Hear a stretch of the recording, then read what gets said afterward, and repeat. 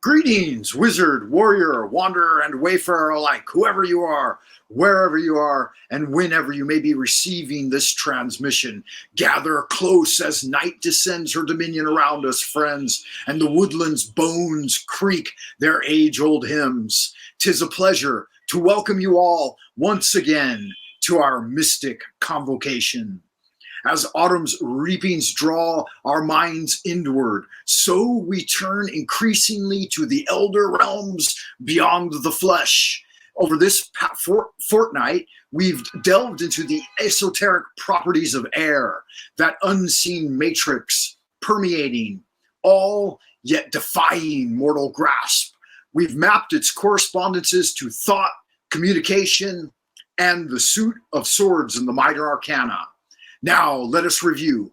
Air symbolizes and oversees the realms of ideas, all forms, patterns, and notions that exist first as impalpable thought before finding expression in denser planes and manifestation within the prime material plane.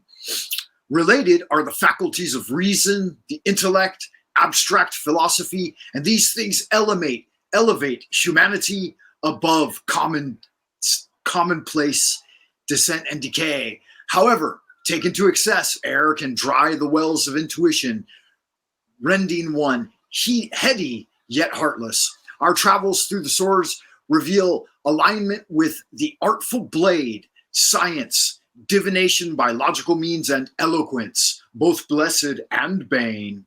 But its shadows imply over-rationalization, divorcing objective truth from the lived mysteries. Thus, we thrive in balance as brightly-eyed individuals moving forward. We've just passed through the transition of the new moon in Libra, and we're looking good. It's October 16th. We're headed straight for the passionate energies of Scorpio. Also, our moon transition is in Scorpio now, but the sun will be entering into Scorpio soon, so that's going to be a passionate time as the veil thins and our world meets the world beyond. In a moment, I'd like to bring on Frater Thomas Sund. He's been joining us here on the 100-Day Challenge, Pathways of the Magi, and we're going to talk a little bit about the element of air and what we've been up to. Just a casual conversation, and I hope that you'll enjoy. All right, everyone. So with no further ado, take a deep breath and relax. We're going to be bringing Frater Thomas in, and we're going to be talking about the pathways of the Magi. Frater Thomas, welcome, sir. How are you? Thank you, Frater Francis. I'm doing very, very well. Thank you for asking. Yourself? Good. I'm doing well as well. Good to see you again, sir. We're at like day 20-something of the 100-Day Challenge now. So it's been 3 weeks. How are you feeling with the practice? How's everything going? Well, it's going really well. I mean, the wish list is very important, I think, more so now than before, because in creating a wish list, we've talked about this before by RHJ, it works, exclamation mark. That is a very, very short pamphlet that came out in the 1920s, but it basically contains this idea of if you don't know what you want, well, then you are not being proactive. You are being reactive. But if you can set intentions of what you want to achieve in your life, then certainly you're going to be traveling in the right direction. So for us, in creating a wish list according to this formula, just create a wish list, go through it 3 times a day, adjust it as you go along, and work on getting closer to those goals. Now, we're choosing magic in this sense of ritualistically creating something that really, really works for us. So in the element of air, this is now swords and clear thinking is what we're looking for, right? And that can take many, many forms. How's that working for you? Clear thinking.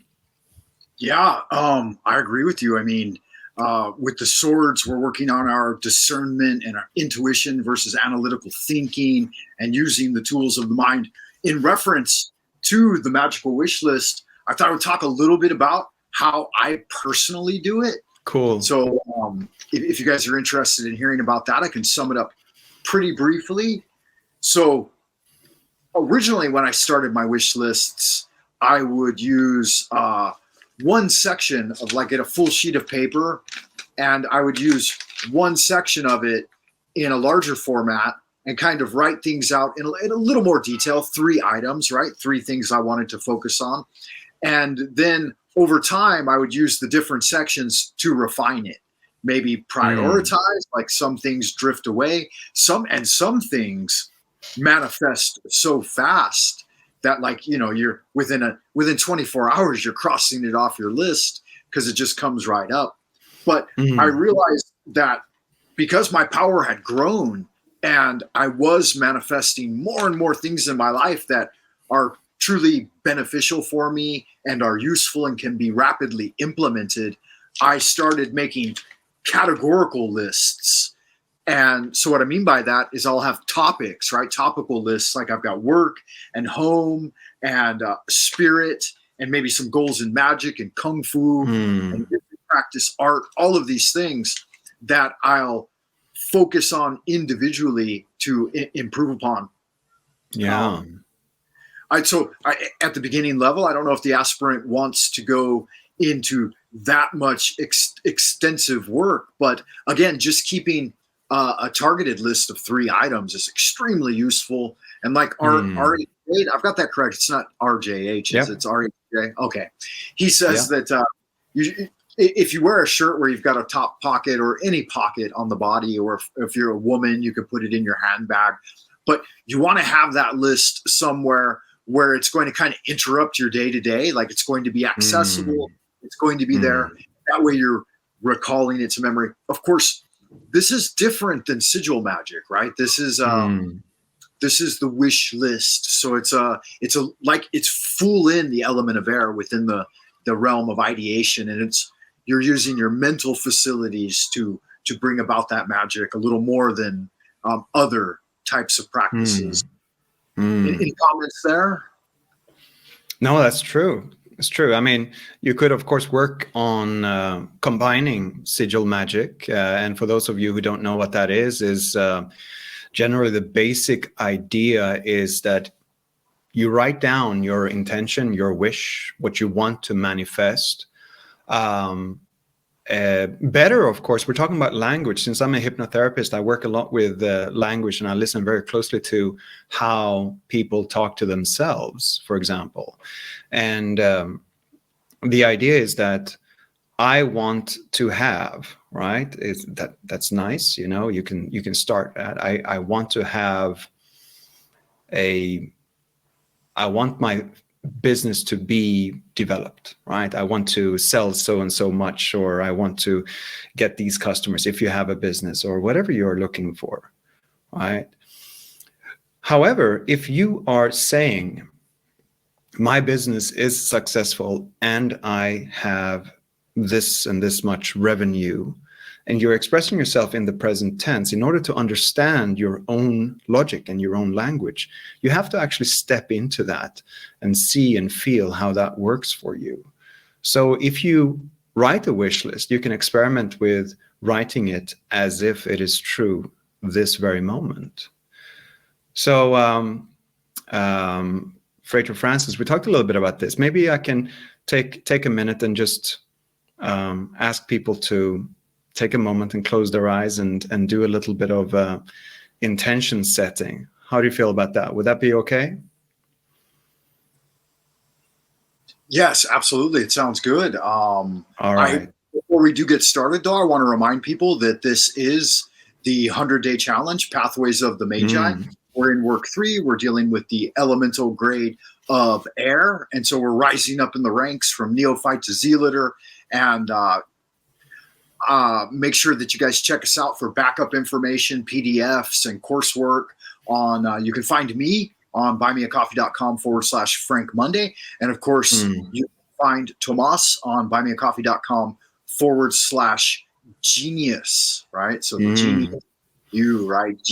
GENIYOUS. And exactly. I'll go ahead and let you take the stage for this one, or would you like me here in the background to participate? Oh, participate by all means, for sure, for Okay. sure. All right. Go All ahead. right. So, So if you are listening to this or watching this and you are busy with something else, just tune out for a little bit or come back to it later, because obviously I'd like everyone to take a moment and close your eyes. Close your eyes for just a moment. Take a deep breath in and out, and just allow yourself to clear your mind. I mean, thoughts come and go, they always do, and that's fine. But just for a moment, allow yourself to drop down into a comfortable mental state. Maybe you can follow your breath in and out and just sit with it for a moment. Now, there are many things that you want in life, I'm sure. Just take a moment, and the first thing that comes to you, whatever that might be, the first thing that comes to you that you really want in your life, express it in a simple wish. The shorter, the better, so that you can sit with it and just hold on to it for a little bit. This is what you want. This is what you want to see in your life. Keep following your breath. And then that wish that you have, step into it. Feel it. There might be sounds, images. There might be smells and tastes. There might be a certain set of clothing that belongs to that wish, that intention, that vision.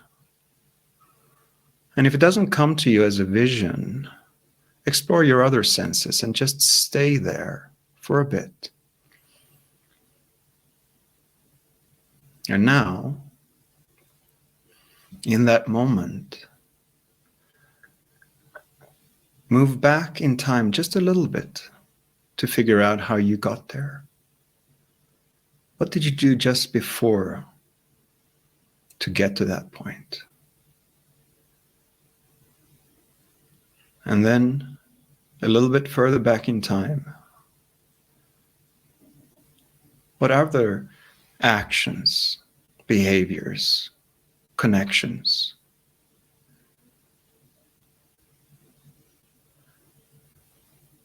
and move forward again to that vision, that wish that you have, and sit with it, and then just turn around and look back in time to this very moment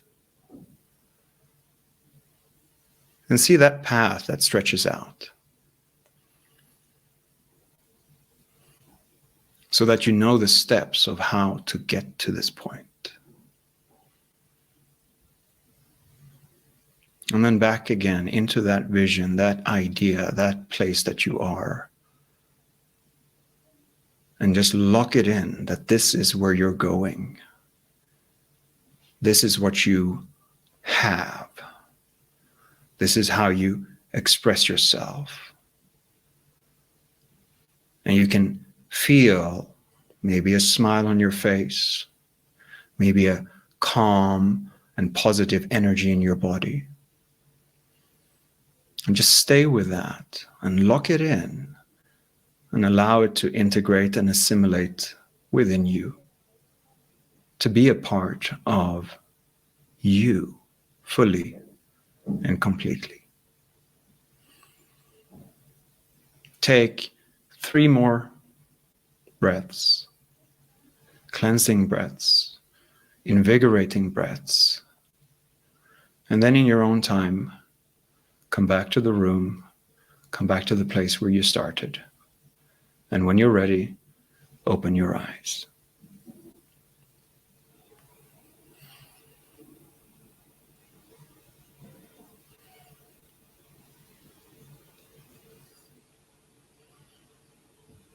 You're muted, my friend.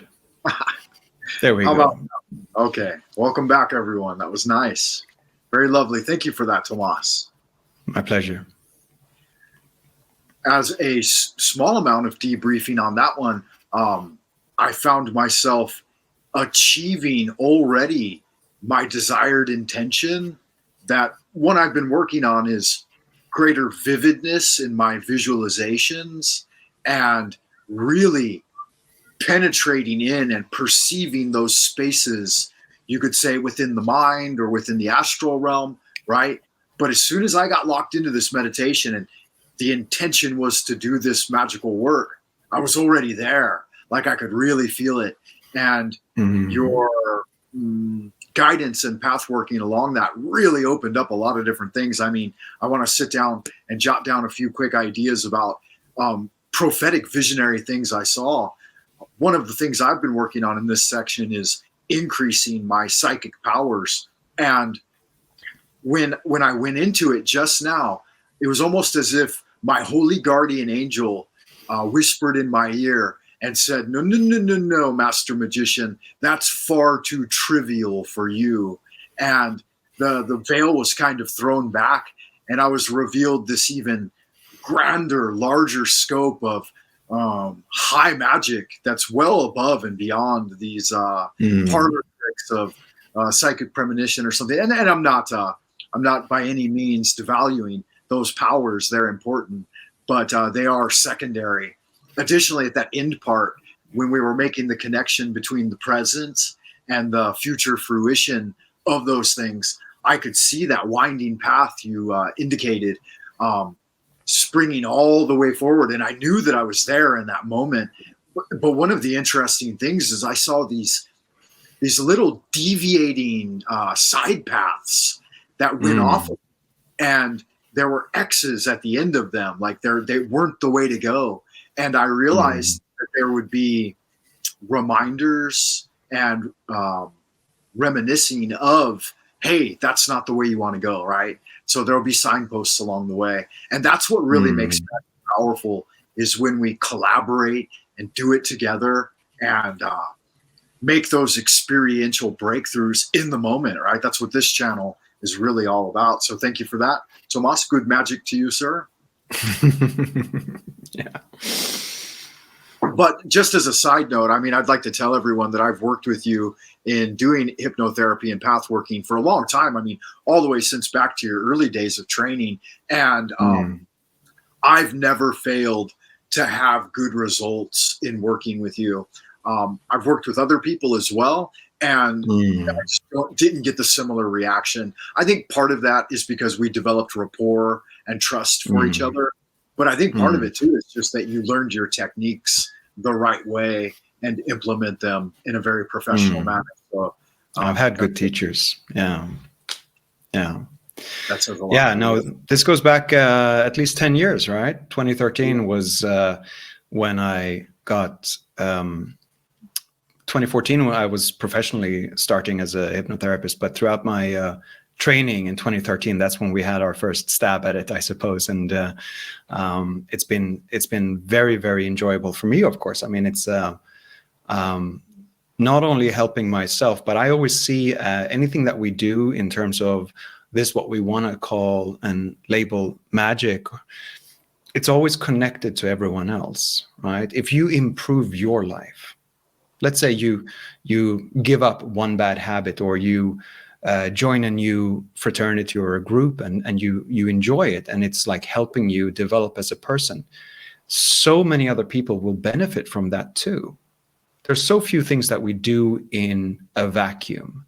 So like a pebble on a pond, you know, the ripples will continue to move out into the world. And if you can rid yourself of some of the negativity, some of the traps in our modern society, then who knows where you can go from there, right? You elevate yourself.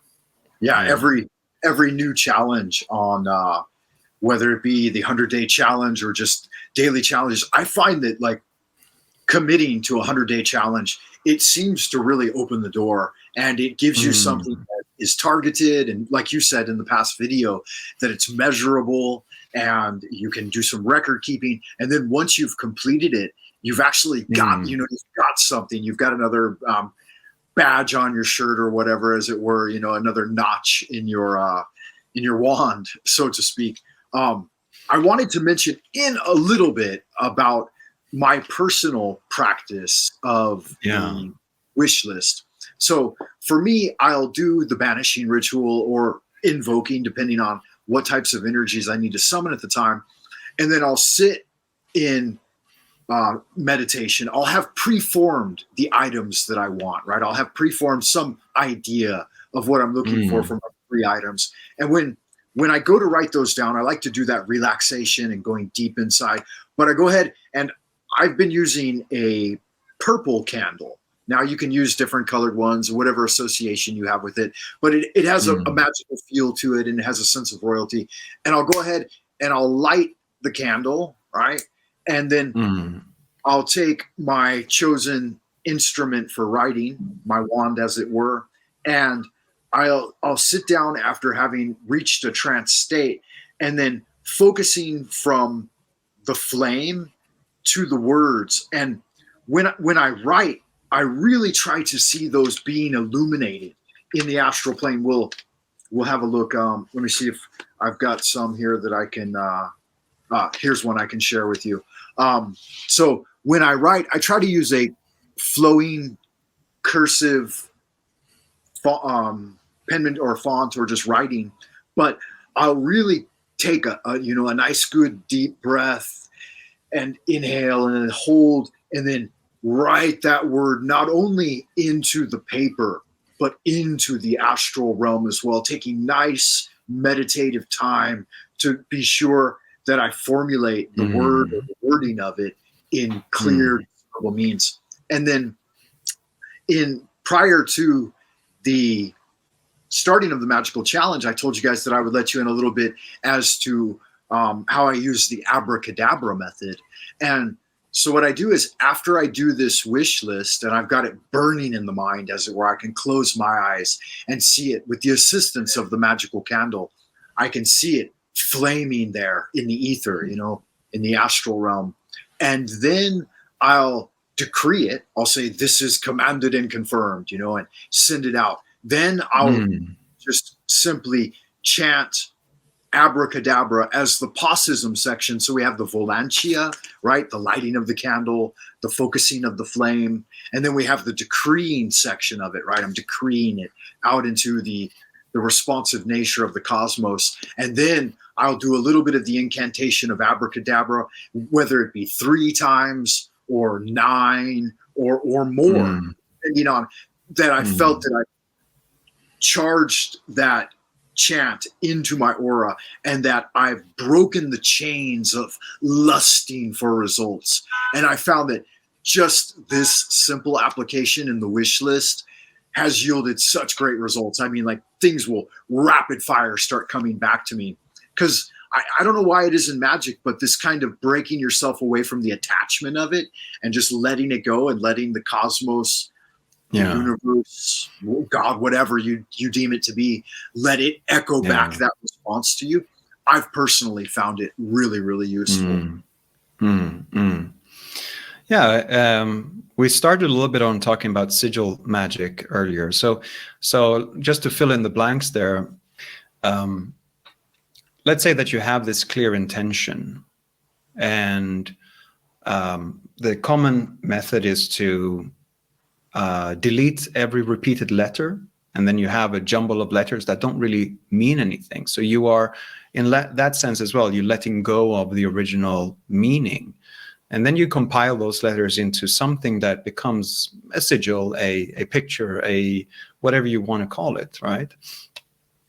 So you have further moved away from that original intention. So it does exist in your subconscious mind. Of course it does. It's right there. However, once it's just an image, you let go of it, right? You've created it, you've let go of it. And then you can put it in your wallet, you can put it on the wall, you can put it on your front door as you leave the house. You're just like, there it is. That's the image. And perhaps it's no longer in your conscious mind, but it's there as a symbol that you again burn into your own mind and into the astral realm, as you call it. So that is one way to work with sigils, and that's one way to work with wishes. Another one is what we've been talking about here is, of course, is to go through your list and like remind yourself of these are the things that would improve my life greatly. And you work with that and you keep it at the front of your mind. And that gives you momentum too. Sometimes we feel a bit stuck in a rut, but if you say like, okay, this is where I'm going, I have a direction. And very often in terms of intention setting, it's great to have both the pain and the not the victory, but perhaps the reward in mind. So if you stay where you are, you might be drifting back towards what you don't want, but you have something in front of you. So the pain is pushing you away. Let's call it something else. The Right. you know, if you don't want to call it pain, but like the negative, the idea of that this is not where you want to be, or that's not where you want to go back to, or that's not where you want to stay.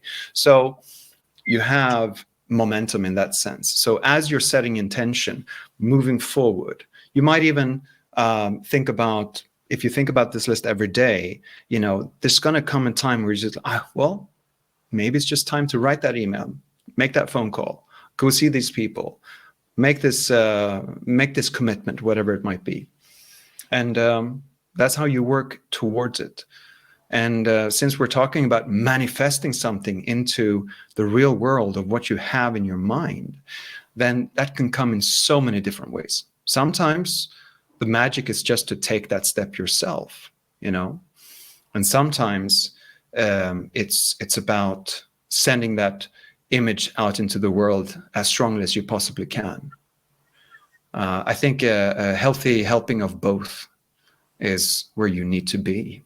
Right. Yeah, absolutely. Well said. I found a lot of benefit in some of the ways you've encoded the wording of different things. Like one thing I had contemplated on and really grew from was this idea of habituation and then building those solid habits over time, like we're doing with the 100-day challenge. And then when you step away from that and you say, oh, I'm going to skip a day at the gym today, or I'm going to skip a day of magic, how that's the formulation of a new habit as well. And so rather than reinforcing and growing the positive habit that you wanted, you're letting the creeping in of this backsliding. My Kung Fu Shifu used to tell me, he said that one day at a time, right? Like you would make a day of progress, but he said then missing a day was actually 3 days of regression. And I mean, that may or may not be the case, but to some extent you can see that the detriment from undermining yourself, as it were, in your practice by making excuses or hemming and hawing, you know, kind of being on the fence. And so, as you had just mentioned, that dedication to really getting it done and putting those things out into the world or putting them deeper within yourself, the reiteration of that, the reinforcement of it, it really, really is super beneficial. So yeah, thank you for that message. I want to remind everyone too, to make sure that you guys join us on the Lunar Light Entertainment Discord. I've got my laptop fixed and I'll be back in there and coordinating and communicating with everyone. Don't forget, this is the 100-Day Challenge, Pathways of the Magician. We're in week 3. And you mentioned a little bit of that pain or the chafing, as it were, of making magical breakthroughs. And in the element of air, right, we've got the swords, and there's a lot of, you know, there can be a lot of dangerous cutting going on. It can be used, it's good that it can be used to defend you as well, but you've got to watch it because that sword can swing back in the other direction. In the minor arcana of the suit of swords, it encourages the aspirant to lean into the pain a little bit.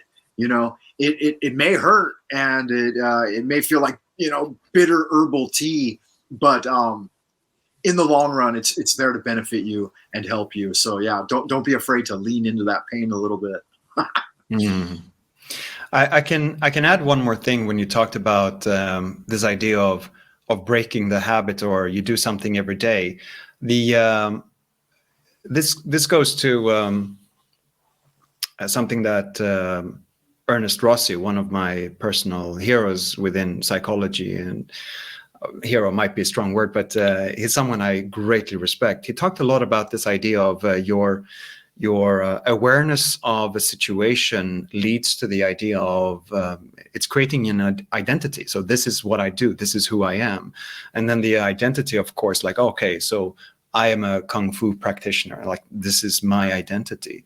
So perhaps that's the double-edged sword, where you realize that perhaps you have assumed an identity that you're not perfectly comfortable with. So time to work, you know? Get away from that initial identity that guides your behavior, that guides the way you perceive the world, that guides your emotions, that guides the imagery that you populate your mind and your dreams with, which leads back to how you think about the world, which leads back to your identity. So that can be painful, of course, but lean into that pain a little bit to be more aware of where you are and where you want to go. Yeah, absolutely. One of the good practices that I added during the last elemental grade, the physical one, the earth element, I brought my curl bar over and set it right there in my way, you know, so that now I'm grabbing it up 5 times a day, you know, and I can feel the growth in my body. And I've got my to back that up, I got myself a mat for doing crunches and sit-ups. And with it all really convenient, like right there in my environment, it just makes it that much easier to do. And that added strength, you know, it can be useful. Like, I'm not going to do any serious bodybuilding or anything, but it can be useful just for getting up and down the stairs each day and carrying the groceries in and stuff like that. So having a little bit of extra power in storage is really helpful.